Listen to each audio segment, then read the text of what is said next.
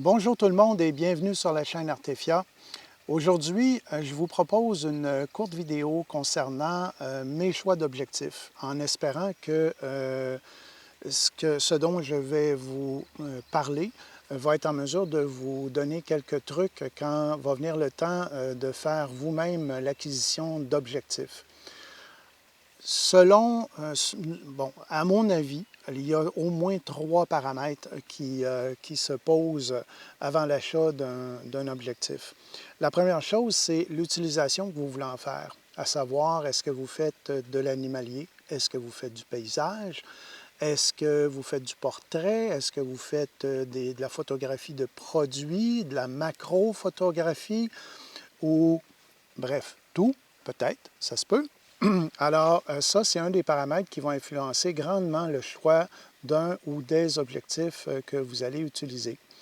Le deuxième paramètre, vous vous en doutez, c'est le budget. Alors, on peut facilement se ruiner dans l'achat d'objectifs. Vous en avez de toute gamme et le prix va être en conséquence. Mais on va en parler parce qu'il y a un moyen aussi de trouver des produits sur le marché de l'usager, en faisant bien entendu attention, mais on peut trouver des objectifs de très bonne qualité pour une fraction du coût. D'ailleurs, je fais tout de suite une petite parenthèse. Voici ma dernière acquisition, en fait, il y a 2 jours. C'est un téléobjectif de 100-400 mm f4.5 5.6. C'est un objectif professionnel au niveau de la qualité et je l'ai payé moins de la moitié du coût à l'état neuf et il est en parfaite condition. Donc oui, le marché de l'usager, mais c'est certain, il faut faire attention. Le troisième item, c'est, en fait, moi j'appelle ça le moment opportun de l'acquisition. Ce que je veux dire par là, c'est que dépendamment du niveau où vous croyez où vous en êtes rendu, à savoir vous êtes débutant, vous êtes un photographe averti ou vous êtes un photographe professionnel, ce niveau-là va dicter aussi votre choix d'objectif selon les besoins. C'est certain que quelqu'un qui fait de la photographie, par exemple, à un niveau professionnel, va devoir investir davantage que quelqu'un qui va faire de la photographie occasionnellement à la maison, par exemple, ou durant les voyages, etc. Donc voilà, ça clôt, selon moi, les 3 points qui sont importants à considérer avant l'achat d'objectifs. Alors, je vous présente maintenant ma gamme d'objectifs. Donc, le premier, en fait, c'est celui avec lequel je filme actuellement. C'est un objectif Fujinon, un 10-24 au niveau de la plage et son ouverture minimum est à 4, donc f4. C'est un objectif que je vais utiliser pour la vidéo, excellent en passant, et c'est un objectif que je vais utiliser aussi pour la photo de paysage, mais en grand angle, bien entendu. Le deuxième objectif, c'est un objectif à focale fixe, donc c'est un 12 mm. Au point de vue de la luminosité, c'est f2.8, donc très lumineux. Et cet objectif-là, je l'utilise uniquement pour de l'astrophotographie. Alors, pour l'astrophotographie, on est en condition de luminosité très faible, donc c'est certain qu'en bas de f2.8, on n'y pense pas. Là. Ça prend absolument une ouverture comme ça, sinon mieux. Le troisième objectif, c'est un objectif vraiment passe-partout pour moi. C'est encore là de Fujinon, 16-55 mm. Donc, c'est un téléobjectif, mais standard. Au niveau de la luminosité, il va ouvrir au minimum à f2.8 jusqu'à f22.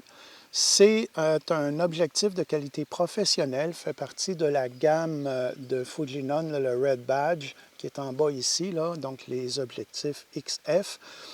Écoutez, je l'adore, c'est un objectif merveilleux, extrêmement lumineux, vraiment très pointu au niveau du piqué. Son seul défaut, c'est le poids. Il est quand même assez pesant. Je l'ai apporté avec moi en voyage il y a 2 ans au Mexique et malheureusement, c'était le problème que je trouvais. C'est quand même assez pesant. Mais autre que ça, c'est merveilleux comme objectif. Après ça, on tombe dans la gamme des téléobjectifs. Alors, j'en ai un ici, celui-là que j'ai depuis, en fait, je l'ai acheté cette année. C'est un 50-140 mm, une ouverture à f2.8. Je vous dirais que si je ne faisais que du landscape, que du photo de paysage, pardon, l'ouverture à f2.8, c'est peut-être un peu exagéré parce que c'est sûr qu'en étant aussi lumineux, le coût vient avec. Mais je vous dirais que si votre cas est de ne faire que du landscape, j'opterais peut-être pour un objectif, par exemple à f4. Premièrement, le coût va être beaucoup moindre et il va être beaucoup moins pesant. Il va être beaucoup plus léger. Celui-là est quand même relativement pesant, mais écoutez, il y a de la qualité là-dedans. Là. Encore là, fait partie de la gamme Red Badge de Fujinon. C'est un objectif que j'adore. C'est fantastique. Mais moi, j'ai pris le 2.8. La raison, c'est que je peux l'utiliser aussi pour faire du portrait, surtout en lumière naturelle, parce que c'est sûr que si on l'utilise avec un flash ou avec des strobes, donc de l'éclairage artificiel, je ne vais pas shooter à 2.8. Je vais shooter plus à 7 et plus. Mon dernier objectif, c'est une récente acquisition. En fait, ça fait à peine 48 heures que je l'ai. C'est un objectif, je vous parlais tantôt d'acheter usagé. C'est un objectif que j'ai acheté usagé. Écoutez, j'ai payé moins de la moitié du coût de ce que coûte cet objectif-là, qui est un 100-400. Donc, c'est un téléobjectif. Son ouverture à f4.5, 5.6 au maximum, là, si je suis à 400 mm. Je l'ai essayé ce matin. Fantastique. C'est vraiment incroyable. Encore là, le poids, parce que j'hésitais entre celui-ci et le 70-300 de Fujinon, mais j'ai opté pour je vous dirais, c'est sûr, je ne l'ai pas essayé, mais je me suis fié beaucoup aux commentaires là, que j'ai pu trouver ici et là sur Internet. C'est au niveau de la qualité, tout simplement, la qualité de l'image. Donc, premier essai que j'ai fait aujourd'hui, je n'ai pas encore travaillé les photos, mais ça ne saurait tarder. Je vais vous les montrer d'ailleurs un peu plus tard dans la vidéo. Alors, voici les objectifs que j'utilise. C'est vrai, il y a un petit ajout aussi qui est quand même pas à négliger. C'est un téléconvertisseur, c'est pas plus gros que ça. Téléconvertisseur de 1.4. 1.4, donc c'est le facteur multiplicatif. Alors, si par exemple, je le jumelle, parce qu'il fonctionne très bien avec ces deux objectifs-là, alors si je le jumelle, par exemple, avec le 400 mm qui est ici, bien, je peux me rendre là, à 560 mm, ce qui est quand même pas négligeable. Et ce téléconvertisseur-là est de la marque aussi Fujinon, donc je ne perds qu'un stop de lumière. Donc ça aussi, c'est très intéressant. Et toutes les fonctions, toutes les données qui proviennent de l'objectif sont transférées au boîtier sans aucun problème. Donc ça aussi, là, pour les métadonnées, c'est vraiment intéressant. Alors voilà, c'est la gamme d'objectifs que j'utilise. En fait, je couvre de cette façon-ci vraiment de 10 mm à 560 mm. Donc, pour ce qui est de la photographie de paysage, c'est plus qu'amplement nécessaire. Est-ce que vous avez besoin de tout ça? Non. La raison, comme j'expliquais tantôt, pourquoi j'ai tout ça, cet attirail-là, c'est que je l'utilise aussi de façon professionnelle, donc je me dois d'avoir des objectifs vraiment qui sont extrêmement performants pour que le rendu que je livre à mes clients soit d'une qualité irréprochable. Maintenant, est-ce qu'en photo de paysage personnel ou au niveau de la photographie de voyage, par exemple, est-ce que j'ai besoin de tout ça? La réponse est non. Vous pouvez facilement vous débrouiller si, par exemple, vous utilisez votre appareil pour du paysage ou photographier les enfants, la famille, tout ça. Probablement qu'avec 2 seuls objectifs, on enlève ça, on enlève la focale fixe, on enlève le téléconvertisseur. Alors, quelque chose qui va ressembler à ça. Donc, 16-55, ça peut être 15-50, peu importe, là, il y a différents types d'objectifs au niveau de la couverture. Alors, un objectif qui va couvrir cette gamme-là, donc du grand angle jusqu'au standard, et un téléobjectif qui va aller peut-être, là, comme ici, j'ai un 140, si vous êtes en full frame, ça pourrait être un objectif, par exemple, un 70-200 mm, et pas nécessairement qui s'ouvre à 2.8, ça peut être un objectif qui va ouvrir à f4, et vous allez économiser énormément au niveau du coût de l'objectif ainsi qu'au niveau du poids de celui-ci. Et laissez-moi vous dire que lorsque vous êtes en randonnée pédestre avec votre lunch et tout ce que vous avez besoin, ça commence à peser, là. Donc, quand je pars, par exemple, là, quand je fais les vidéos, c'est sûr, je ne pars pas avec tout, là. Ça, c'est sûr que non, parce qu'en plus, je dois partir avec la caméra pour la vidéo, ainsi que l'objectif qui va avec. Donc, à un moment donné, ça devient très lourd et encombrant. Donc, voilà. Alors, ce que je vous recommande, si vous débutez, 2 objectifs qui vont couvrir cette gamme-là. Comme je vous disais, là, de plus ou moins 15-16 mm jusqu'à plus ou moins 200 mm. Avec ça, vous allez être en voiture, comme on dit ici. Alors voilà, j'espère que ce genre d'informations-là vous est utile. On aurait pu en parler vraiment longtemps parce qu'il y a tellement de gammes, dépendamment du fabricant aussi. Puis là, moi, je vous ai parlé d'objectifs qui sont faits par le fabricant de mon boîtier, mais il y a aussi des tiers, c'est-à-dire que vous pouvez acheter des objectifs qui sont faits par des fabricants autres que le fabricant de votre boîtier, qu'il soit Canon, Nikon, Fuji, Olympus, peu importe. Donc, vous avez quand même beaucoup de choix à ce niveau-là. Et comme je le mentionnais, le marché de l'usager, c'est quelque chose à regarder si vous n'êtes pas si vous débutez en photographie, je vous recommande fortement d'être accompagné par quelqu'un qui en connaît un peu plus long, juste pour éviter là, les arnaques. Malheureusement, ça existe. Donc, il faut vraiment vérifier, mais il y a vraiment des économies substantielles à faire dans ce cas-ci. Alors, je termine avec ça. Maintenant, je vous laisse. Ce matin, j'ai fait quelques photographies ici, à la campagne.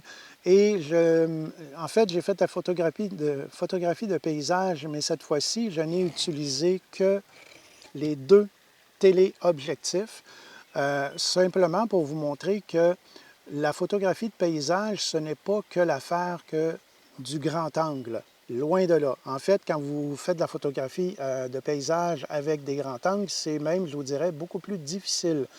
Parce que dans la photographie de paysage, ce qu'il faut essayer de faire, c'est de rester simple, de ne pas avoir trop de distractions dans votre photo. Ce que les téléobjectifs vont nous permettre.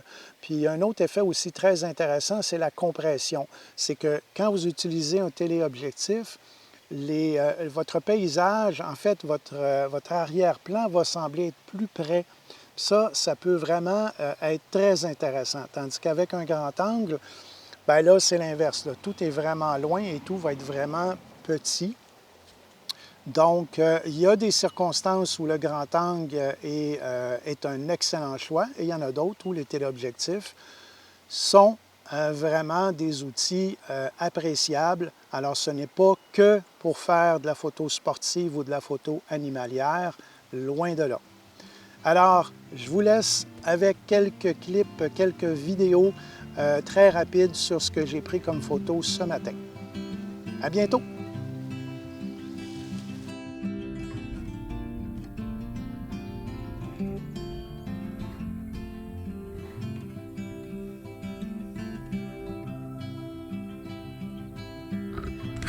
Alors, cette fois-ci, ça va être une photo avec le téléobjectif 100-400. Je vais être à 100 mm.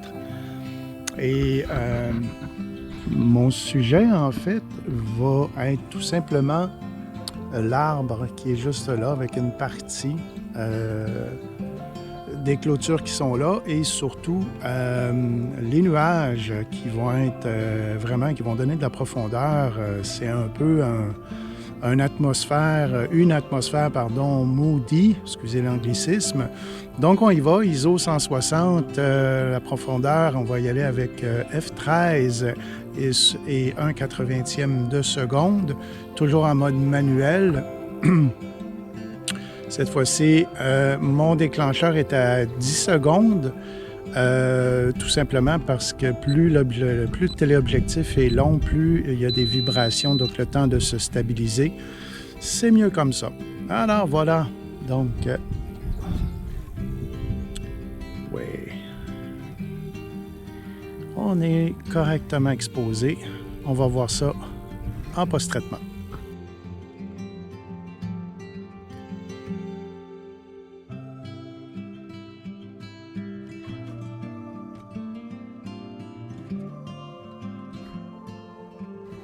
Ah, regardez-moi ce paysage, c'est magnifique. Alors, encore une fois, là, je me suis mis à un niveau un peu plus bas. Question de prendre les cultures ainsi que la ligne d'arbres et les montagnes, en fait, qui est le massif du Mont Mégantic. J'ai pris 3 photos cette fois-ci que je vais empiler les unes sur les autres, question d'avoir une photo qui va être nette.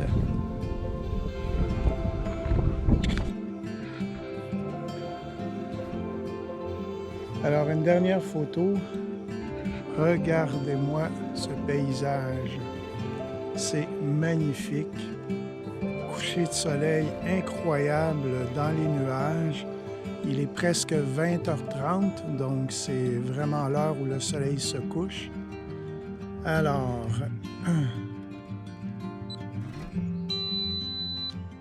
à 50 mm, donc 1/3 de seconde, F16 et ISO à 160, c'est magnifique, c'est vraiment beau. Je vais vous montrer ça là, dans quelques instants. Alors, comme d'habitude, si vous avez aimé, je vous invite à lever le pouce. Et si vous n'êtes pas déjà inscrit à la chaîne, je vous invite à le faire. Plus on va être nombreux et plus les vidéos vont pouvoir être visionnées. Et au fur et à mesure, bien, je m'améliore tranquillement, je l'espère du moins. Alors, sur ce, je vous invite à la semaine prochaine pour un nouveau sujet à découvrir. À la prochaine et je vous laisse encore sur ce magnifique panorama. C'est de toute beauté. C'est magnifique. Allez, à la prochaine!